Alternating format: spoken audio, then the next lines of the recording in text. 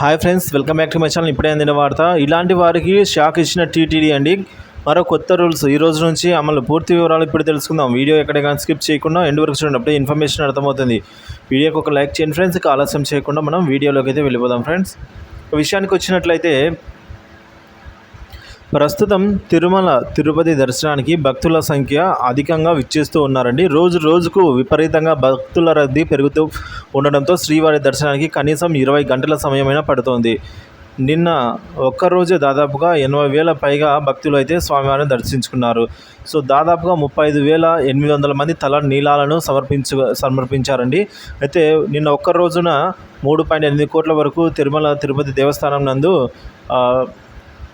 కోట్ల రూపాయల హుండీ ద్వారా అయితే రావడం జరిగిందండి. అయితే ప్రస్తుతం భక్తుల రద్దీ ఎక్కువగా ఉండడంతో వైకుంఠ క్యూ కాంప్లెక్స్లో అన్ని కంపార్ట్మెంట్లకు భక్తులతో నిండిపోయింది. ఇక టికెట్ లేకుండా ఉచిత దర్శనానికి వెళ్ళే భక్తులు 20 గంటల సేపు అయినా వేచి ఉండవలసిన పరిస్థితే కనిపిస్తోంది. సో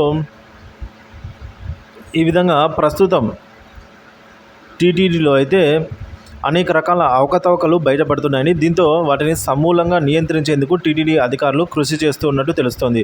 దీనిలో భాగంగానే ముఖ్యంగా దళారుల వ్యవస్థను రూపుమాపడంపై దృష్టి సారించిన టీటీడీ అయితే శ్రీవారి దర్శనం టికెట్, డూప్లికేట్, నకిలీ వెబ్సైట్, అలాగే ఆన్లైన్ దరఖాస్తులను పక్కదారి పట్టించడం వంటి సమస్యలపై ఇటీవల టీటీడీ దృష్టి సారించిందండి. వాటిని ఎలాగైనా సరే నియంత్రించేందుకు చర్యలు తీసుకుంటోంది. అయితే ఈ సమస్యలను నియంత్రించేందుకు ఆన్లైన్ సేవలకు ఆధార్ కార్డు అనుసంధానించడం సరైనదని టీటీడీ నిర్ణయించుకున్నట్లుగా తెలుస్తోంది. టిక్కెట్ల విషయంలో జరుగుతున్న మోసాలను ఆపాలి అంటే ఇదే ఖచ్చితమైన మార్గమని, కావున సాధ్యాలను అయితే పరిశీలించి నిర్ణయం తీసుకోవాల్సిందిగా టీటీడీ ఈవో శ్యామలరావు గారు ఆదేశించారండి.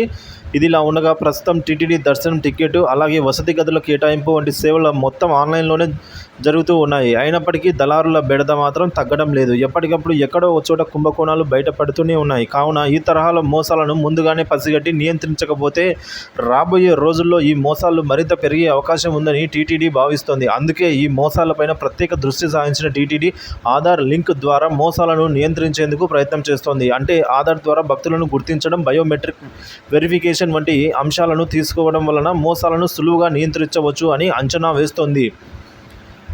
మరి టీటీడీ తీసుకున్న ఈ నిర్ణయం, ఆధార్ లింక్ అనేది సాధ్యమా కాదా అన్నది ఇంకా తెలియాల్సి ఉంది. మరి దానిపై మీ అభిప్రాయాన్ని అయితే కామెంట్ రూపం ద్వారా తెలియజేయగలరు. Thank you for watching this video friends.